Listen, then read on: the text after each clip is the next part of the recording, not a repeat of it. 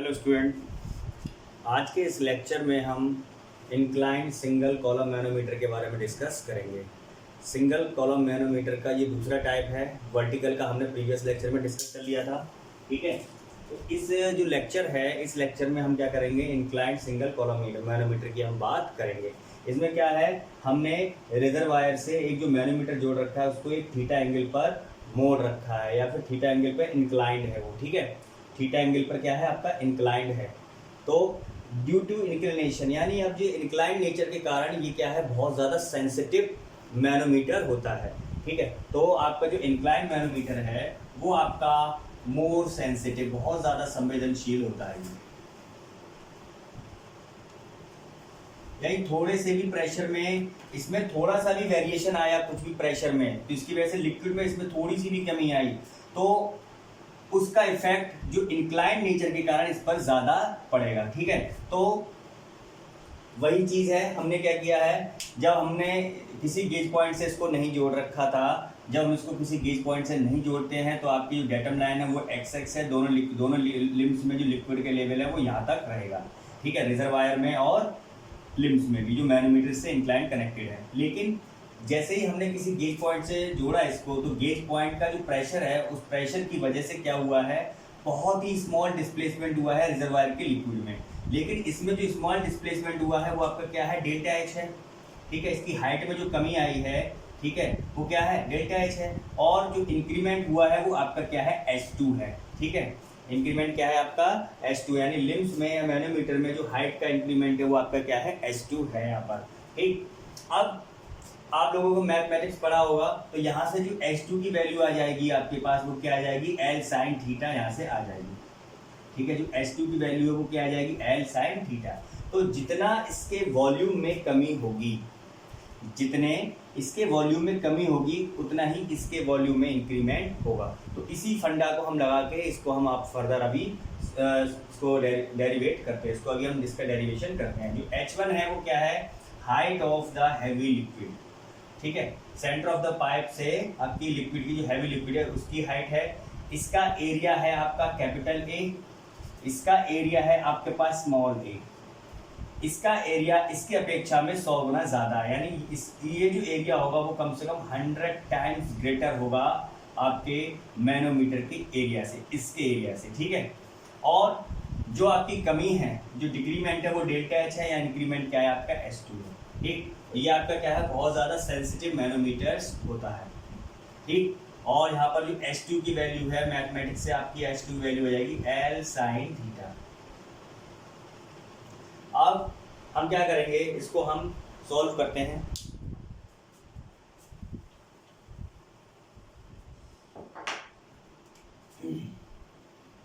तो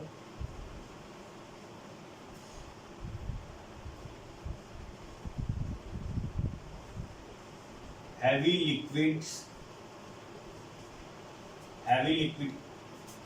decrement in volume in heavy liquid, यानी कमी हैवी लिक्विड के वॉल्यूम में कमी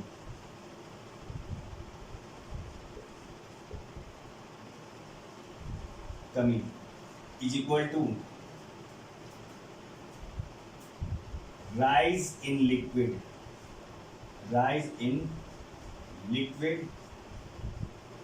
इन लिम्स, ठीक है। राइज इन लिक्विड या राइज इन, या फिर वॉल्यूम में बढ़ोतरी, वॉल्यूम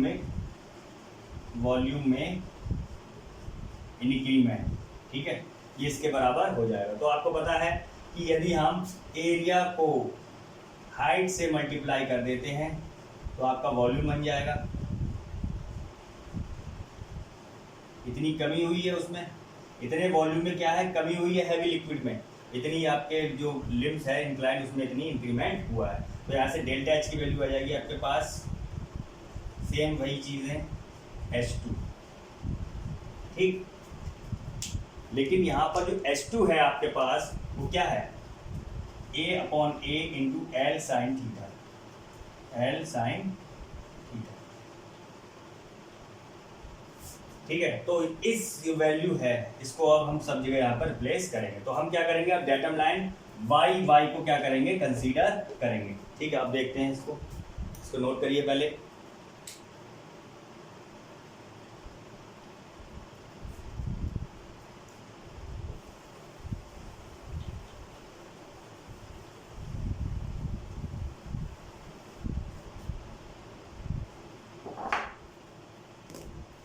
हम क्या करेंगे कि डेटम लाइन है वाई वाई को कंसीडर करेंगे, डेटम लाइन वाई वाई, इस डेटम लाइन को हम क्या कर रहे हैं, कंसीडर कर रहे हैं। तो इस डेटम लाइन को जब कंसीडर करेंगे तो हम बात करते हैं मैनोमीटर के बारे में। पहले हम बात करेंगे P2 की बात। P2 किस किस के बराबर होगा, एक तो हाइट के बराबर, हाइट आपकी मैनोमेट्रिक फ्लूइड की कोई भी गेज पॉइंट नहीं जुड़ा हुआ है 0, plus density of the fluid into g into S2। तो यहाँ से जो ρ2 into g into L sine theta, ठीक है, ये आपके प्रेशर के ऊपर आ गया। अब हम बात करते हैं रिजर्वायर में, तो P1 निकालेंगे अब हम, तो कितना आएगा, एक तो गेज प्रेशर प्लस सॉरी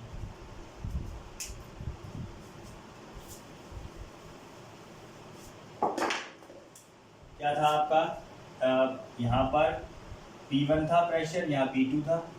तो लिक्विड एट द सेम, अगर आपका लिक्विड सेम लेवल पर है तो प्रेशर भी आपका सेम होता है। तो P2 निकालने के लिए क्या करेंगे हम, कोई भी गेज पॉइंट नहीं है 0, plus density of the fluid into G इन, अब आपका जो हाइट है वो क्या है, H2 plus delta H, H2 plus delta H, ठीक है। तो यहाँ से आप निकालेंगे तो क्या आएगा, ρ2g, H2 किसके बराबर था आपके पास, L sine theta plus delta H, ठीक है। आपके पास ये P2 की वैल्यू यहाँ पर आ चुकी है, यानी कि आपका जो प्रेशर है वो इस पॉइंट पर आपके प्रेशर की वैल्यू कितना आ गई, ρ2 इंटू जी L sine theta plus delta H. अब हम बात करते हैं P1 पर, gauge pressure P of A, इसका जो गेज पॉइंट है इसकी वजह से प्रेशर क्रिएट हो रहा होगा, गेज प्रेशर क्या होगा, PA plus density of fluid 1 into G, ठीक, और आपका H1 प्लस डेल्टा एच, ठीक है। तो हमें क्या चाहिए, ये जो गेज प्रेशर है हमें इसकी वैल्यू चाहिए। इस गेज प्रेशर की वैल्यू तो आपको पता है, pressure at same liquid level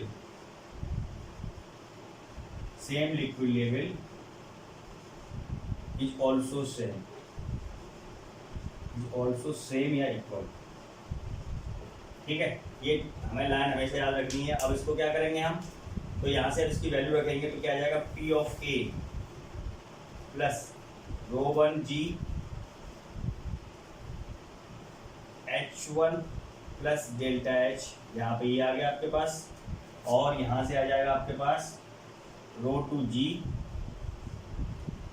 H2 plus sorry यहाँ L साइन थीटा लिख लीजिएगा, L sine theta plus delta H, ठीक है। अब इसको हम फर्दर और रिजॉल्व करते हैं।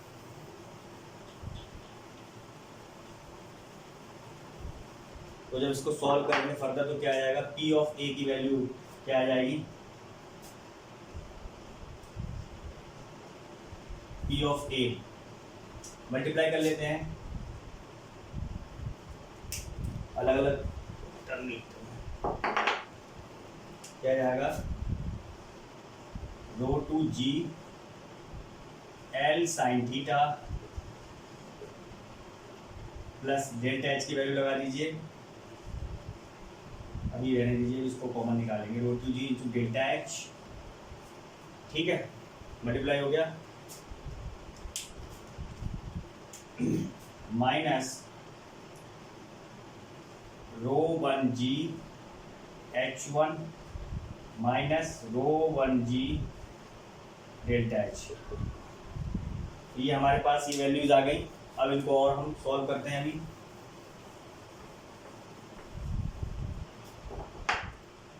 तो जब इसको हम सॉल्व करेंगे तो इसको कॉमन ले लीजिए, ये वाली टर्म है आपके पास एक है और एक ये टर्म है, इनमें से डेल्टा एच कॉमन निकाल लीजिए, तो आ जाएगा आपका डेल्टा एच कॉमन ले लिया हमने, यहाँ से आ गया आपका रो 2g माइनस रो 1g, ठीक है, प्लस रो 2g L sine theta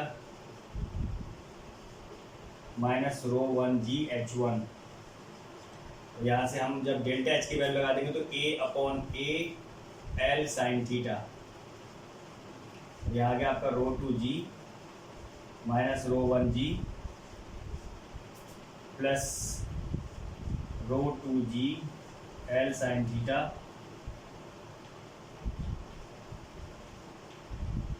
minus rho 1g H1, ठीक है। यहाँ से आपका गेज प्रेशर आ गया।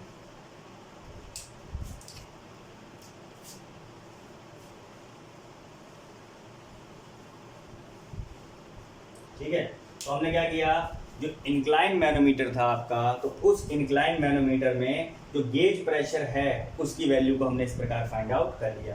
क्योंकि ये आपका क्या है, इंक्लाइन मैनोमीटर है, बहुत ज़्यादा सेंसिटिव होता है, तो सेंसिटिव नेचर के कारण अगर इसमें थोड़ी सी भी लिक्विड लेवल में कमी आई तो इसमें क्या होगा, लार्ज चेंज होता है, ठीक है। तो लार्ज चेंज होगा, हमने उसकी वैल्यू निकाल ली, और आपको पता है वाई टिग्नोमेट्री आपका एंगल थीटा है, ये H2 ये L है, तो क्या हो जाएगा, H2 की वैल्यू क्या हो जाएगी, L साइन थीटा। हम यहाँ से कैलकुलेट कर लेते हैं। तो जब हमने सब वैल्यू यहाँ पे रखा तो आपके पास जो प्रेशर की वैल्यू आई गेज प्रेशर की, वो आपके पास ये आ गई है, ठीक है। तो इस लेक्चर में अगर किसी को कोई दिक्कत है तो हमें नीचे कमेंट सेक्शन में लिखकर बता सकता है, ठीक है, हम उसके डाउट को क्लियर कर देंगे। आज के लिए इतना ही काफ़ी है। Thank you class.